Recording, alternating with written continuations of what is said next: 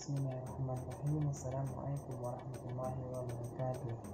Nama saya Muhammad Iqbal Al-Farasi, NIM I1A21936, kelas PPR 0028.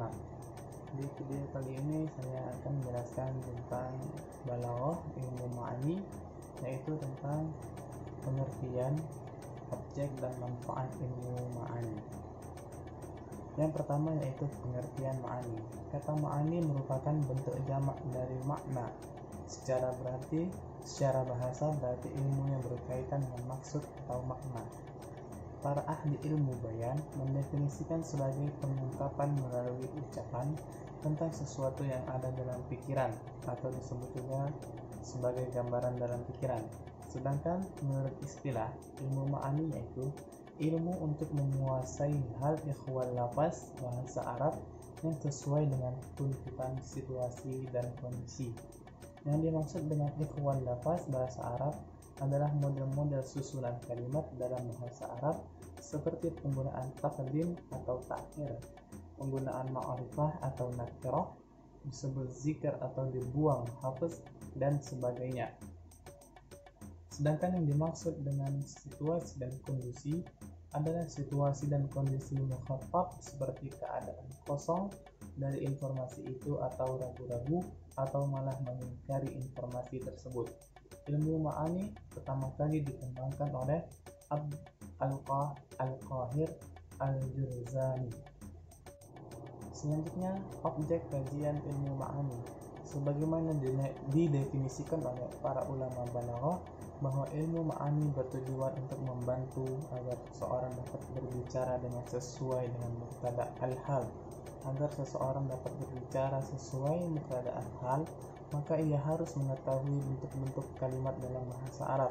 Kapan seorang harus mengungkapkan dalam bentuk taqdim, ta'khir, wasal, fasl, zikir, dan hafaz, dan bentuk-bentuk lainnya. Objek kajian ilmu ma'ani hampir sama dengan ilmu nahwu. Bedanya yaitu terletak pada wilayahnya. Ilmu nahwu lebih bersifat mufrad atau berdiri sendiri tanpa terpengaruh oleh faktor lain seperti keadaan kalimat-kalimat di sekitarnya. Sedangkan ilmu ma'ani lebih bersifat tarkibi atau tergantung kepada faktor lain. Hasan Tama menjelaskan bahwa tugas ahli nahwu hanya sebatas mengotak-atik kalimat dalam suatu jumlah, tidak sampai melangkah kepada jumlah yang lain. Kajian dalam ilmu ma'ani adalah keadaan kalimat dan bagian-bagiannya. Di kajian yang membahas bagian-bagian berupa musnad, mustaqimai, dan fi'il muta'allaq.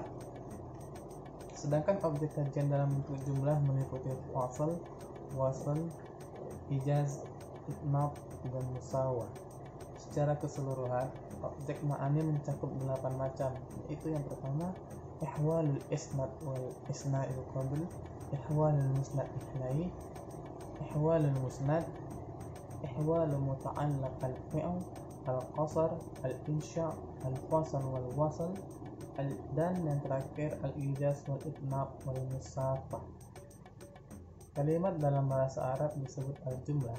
Dalam kacamata ilmu nahwu dan sisi tarkib, al-jumlah itu terdiri dari dua macam, yaitu jumlah ismiyah atau kalimat nominal dan jumlah fi'liyah atau kalimat verbal.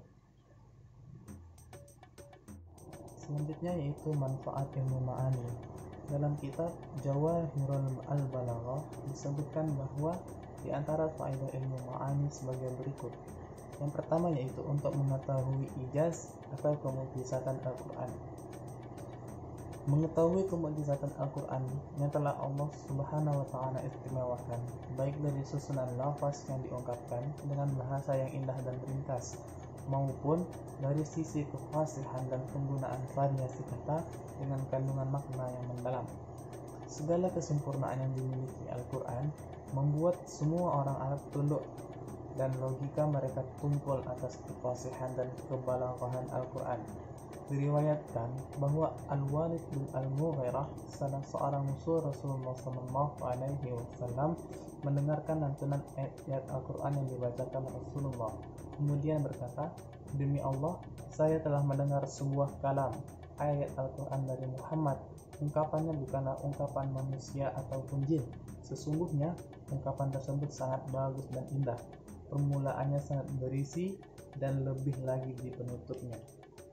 Itulah salah satu contoh keistimewaan manfaat untuk mempelajari ilmu ma'ani. Yang kedua yaitu menguasai rahasia-rahasia ketinggian dan kefasihan bahasa Arab baik pada syair maupun prosanya. Dengan mempelajari ilmu ma'ani, kita bisa membedakan mana ungkapan yang benar dan yang tidak, yang indah dan yang rendah, dan yang teratur dan yang tidak. Itulah beberapa contoh manfaat mempelajari ilmu ma'ani. Demikianlah penjelasan dari saya. Lebih dan kurangnya mohon maaf. Assalamualaikum warahmatullahi wabarakatuh.